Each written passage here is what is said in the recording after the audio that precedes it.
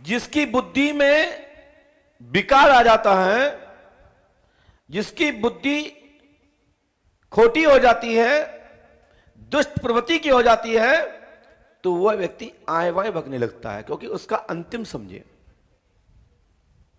जो अपने संयम से भटक जाए और बार बार समझाने पर संयम में ना आए, तो समझ लीजिए कि वो व्यक्ति का समय खराब आ चुका है। अब वो व्यक्ति नष्ट होने वाला है, उसकी अंतिम यात्रा का चरण चल रहा है।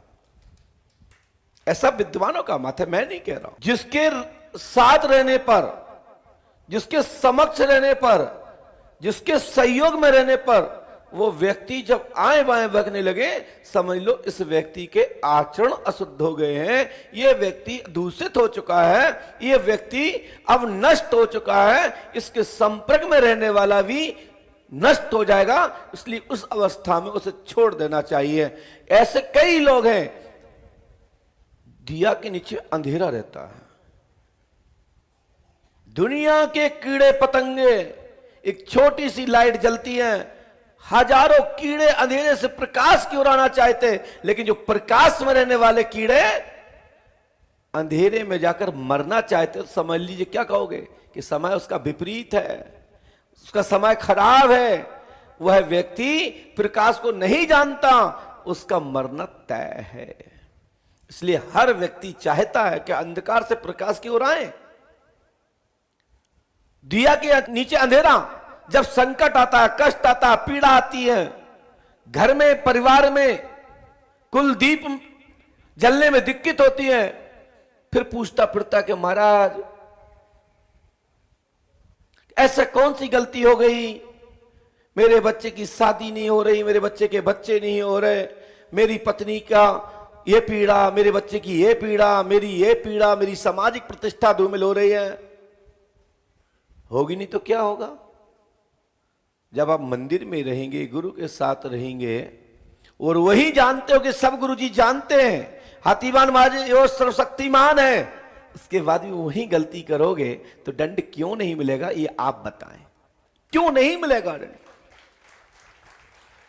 साथ में रहने का मतलब यह नहीं होता, भगवान के सानिध्य में रहने का मतलब यह नहीं रहता कि आप पापाचार, अत्याचार, कुलाचार करो। यदि करोगे तो कष्ट भोगोगे, उसमें कोई आपका सहायक नहीं होगा। जैसा बीज डालोगे उसा ही आपको फल प्राप्त होगा, वही आपको मिलेगा। ऐसा परमात्मा भी कहते हैं गीता में, अनेक बार श्री अर्जुन से कहते हुए, समझाते हुए, चेतावनी देते हुए कई बार कृष्ण के संकेत सुने गए हैं। ऐसा गीता प्रमाण है। यदि ऐसा नहीं होता तो कृष्ण क्यों समझाते हैं? मेरे बांके बिहारी, मेरे द्वारकाधीश क्यों अर्जुन को बार बार सचेत करते हैं? दिया के नीचे रहने का मतलब है कि आप बड़े भाग्यशाली हैं। लेकिन कुछ विद्वानों का मत है कि जो बहुत ज्यादा घुल मिल जाते हैं, जिनके बारे में आप विशेष का विश्वास में रख लेते हैं, तो उस अवस्था में वो व्यक्ति सोचता है दुनिया की जानते हैं, लेकिन वो खुद की अपनी नहीं जानते, और वो गलत काम कर बैठता है। और प्रकाश जान जाता है कि ये गलती इसने ही की। इसलिए विद्वानों ने कहा कि दिया के नीचे अंधेरा तो रहता ही है। जिसके नीचे अंधेरा है वो दीपक पूरे संसार को प्रकाश करता है। नीचे ही प्रकाश क्यों नहीं करता? कारण क्या है? क्योंकि उनके लोग जो आसपास होते हैं उन्हें पता होता है कि गुरु जी दुनिया की बताते हैं, अपनी तो बता ही नहीं। गुरु जी को पता है ना कि हम अपने बारे में बता नहीं सकते। ऐसा नहीं है। जब वो दीपक को तिरछा करके कर दिया जाए तो वहां भी प्रकाश हो जाता है। ये तुम्हारी किस्मत है कि तुम्हें अंधेरे में रखने के बाद भी तुम्हें अंधेरा कायम के लिए ही आशीर्वाद दे, तू अंधेरे में ही रहा। जब संकट आता है, कष्ट आता है, पीड़ा होती है, जो 1 रुपए से लेकर कई रुपए तक चोरी कर लेते हैं या गुरु की संपत्ति को नष्ट कर देते हैं, जब वो अस्पताल में 1 गुणा 1 गुणा 1 गुणा की जगह 100 गुणे लगते हैं ना, फिर कहता है यार चलो गुरु जी से दिखवा लूं, कहीं भूत तो नहीं लगता। मेरा कहने का तात्पर्य यह है कि भगवान के दरबार में जाओ तो समर्पण होके जाओ, समर्पित होके जाओ। जिस दिन तुम्हारी आस्था में कमी आए, उस दिन अपने भगवान से क्षमा मांग करके आस्था को मजबूत वापस बनाओ। यदि आपको लगता है कि मैं खुद ही शक्तिमान हूं, तो एक किसी स्थान पर जाके खुद मंदिर बना लो। एक आप लोग कहते हैं, कई लोग मुझसे बोलने लगे, गुरुदेव आजकल तुम पूज्यपाद सदगुरुदेव भगवान से यात्रा वगैरह दर्शन करने क्यों नहीं जाते हैं? आप पहले हर महीने जाते थे, हर दिन जाते थे।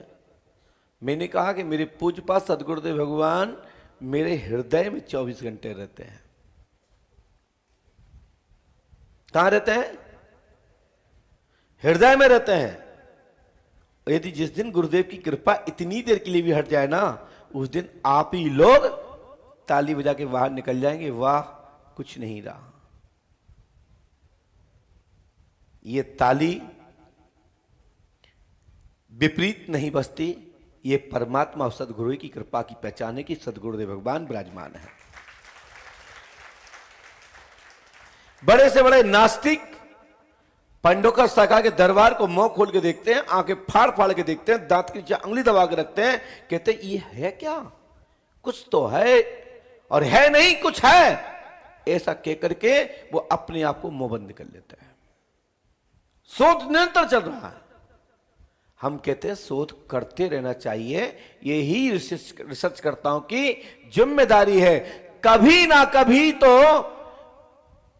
ये पराशक्ति ज्ञान विज्ञान की शक्ति को आप अर्जित तक पहुंच जाएंगे। कोई ना कोई आने वाली पीढ़ी, कई बार शोधकर्ताओं ने इतना तो कहा ही है कि कोई एक ऐसी अदृश्य शक्ति है जो संसार को चला रही है,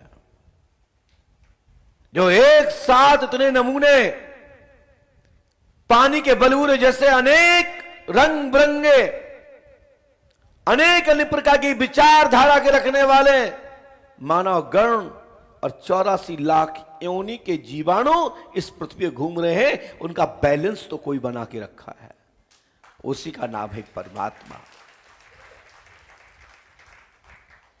आपने बताया, आपने समझा कैसे चल रहा है, लेकिन इस पर शोध हो रहा है, शोध पे शोध हो रहा है।